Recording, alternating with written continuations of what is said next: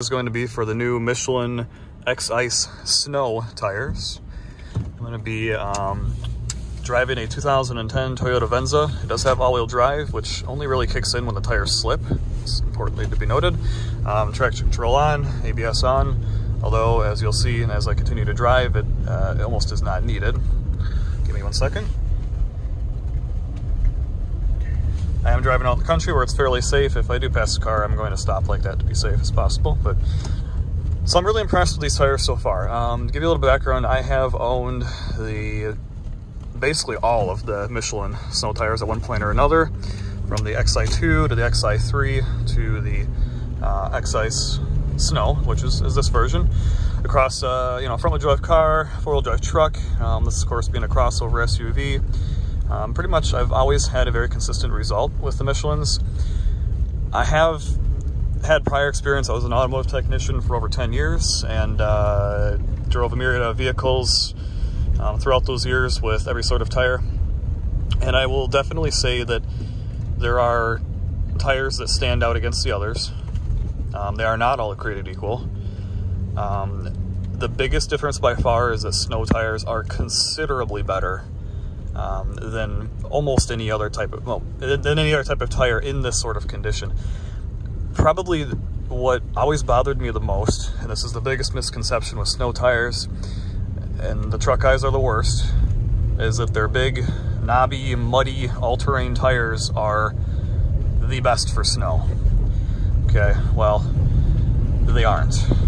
They aren't for a number of reasons, which I'll explain. So, and again, I'm not just saying this, I'm saying this based on lots of experience. I have driven large diesel trucks to light trucks to everything in between with all sorts of tires, from factory tires to very knobby all-terrains, you name it.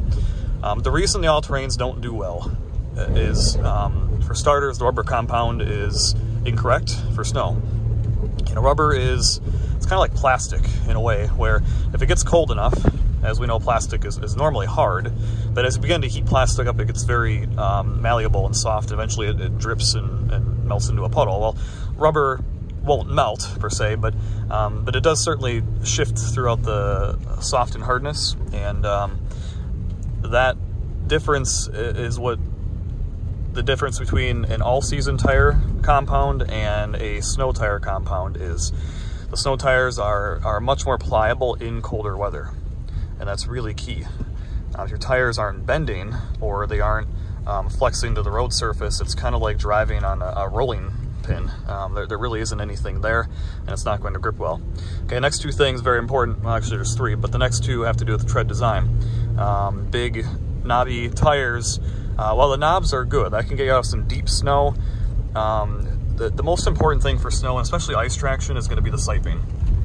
Very small sipes are what grip the road and give you that additional traction, kind of like how a chameleon can stick to glass. Okay, the reason a chameleon sticks to glass is by very, very tiny little hairs and fingers and crevices and fine textures. That's sort of how snow tires work. So that's giving you a gain of traction. The third thing too is with the tread design, not having very large tread structures, having many more smaller ones is far better. That's why the big knobby all-terrain tires don't work all that well. I suppose one last thing, especially with the X-Ice Snow. Now this is interesting because I've had the X-i2 and X-i3s, which had a center solid band of rubber. Probably, I think it was to kind of keep some water traction and stuff like that. But if you think about the tire rotating, what it's doing is you're just losing traction, like forward traction. So with the X-Ice Snow, they're quite unique in the sense that when the tire rolls, there is no tread design that doesn't roll over itself at some point. I don't know if that makes sense, but it makes sense if you look at the tread design. So what that means is it has the maximum amount of traction for the contact patch that's available as to what tire is rotating. So overall, design-wise, very good. The other thing I've noticed comparing these tires specifically to other brands of tires, like the, say, General Artimax, Arctics ones, the Bridgestone, of course, Blizzak's very, very popular, and it's certainly a good contender for these tires. But they're much more noisy. these Michelins are incredibly quiet. I really don't even understand how they can have the tread design they have and not make any noise, but they truly don't. So that's impressive. But by far, the greatest selling point, in my opinion, and what leads me to Michelin more often than anything, is the tread life.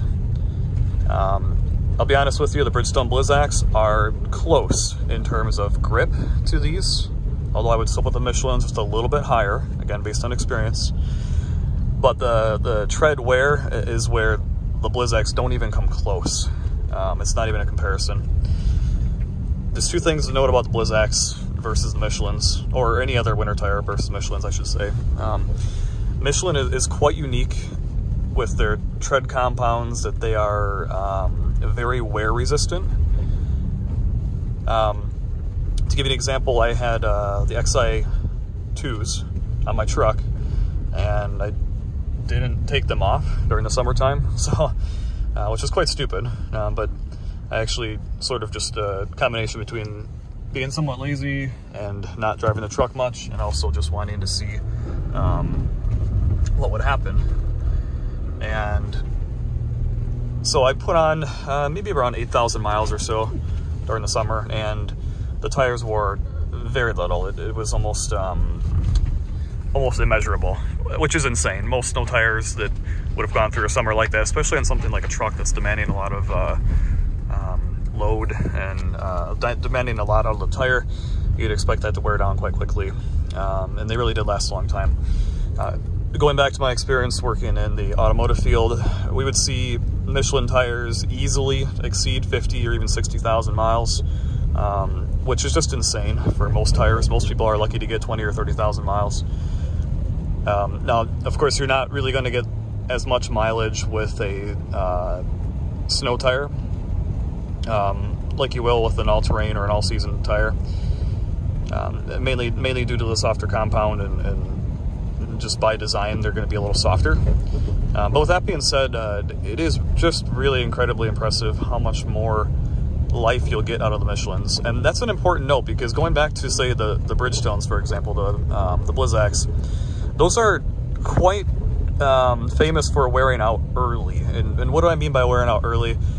Two things are going to affect the tire wearing out for the winter blend. One is, does the winter compound, that soft rubber, does it extend all the way down, or is it only so much depth down from the surface of the tire before that winter blend is gone and then the all-season blend begins? Because the entire tire is not made out of just the rubber blend. It's only really on the tread.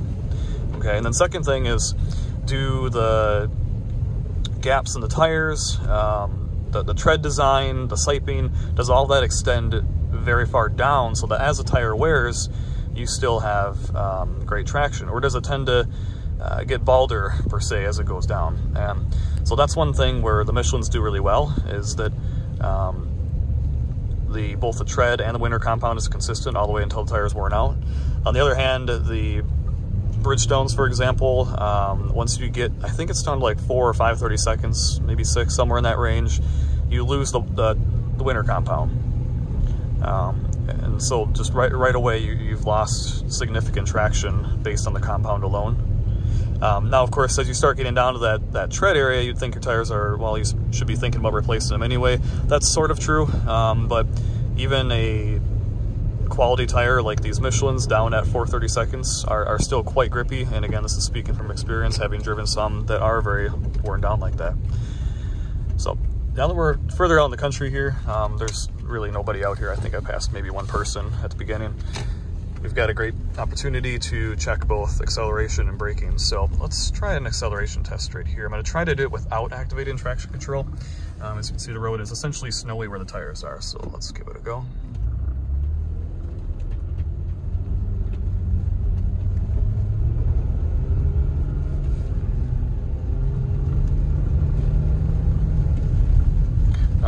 That's pretty good. I don't want to go too much faster based on the conditions out here, but I'm sorry, the road that I'm on. I think I'll try it again shortly because I didn't hit a little bit of pavement there, but for the most part, if you can see the road going by, it's still quite snow covered. I'd like to do a braking test here once we hit some pure snow. Now we're kind of getting some pack. This looks pretty good. Let's try right here.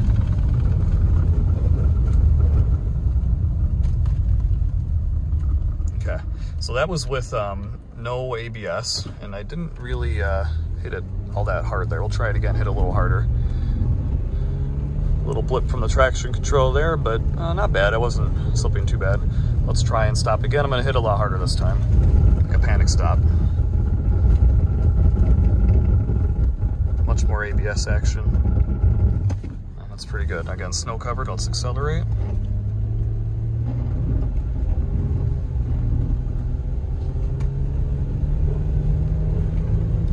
I can't imagine, based on these sorts of conditions, that you would need to accelerate any faster than that. Perhaps stop faster in the event of emergency, but that's pretty good. I think if you're being smart about the way you're driving, this is pretty good performance. So I'll end the video right here. I don't think there's any sense in talking too much more about them, but if you are looking at snow tires that are going to perform nicely, the Michelin X-Ice Snow tires are really an excellent option. This is in the year 2020. I think these were produced late 2019, depending on your location. So they are a fairly new tire from Michelin. So check them out. All right, bye-bye.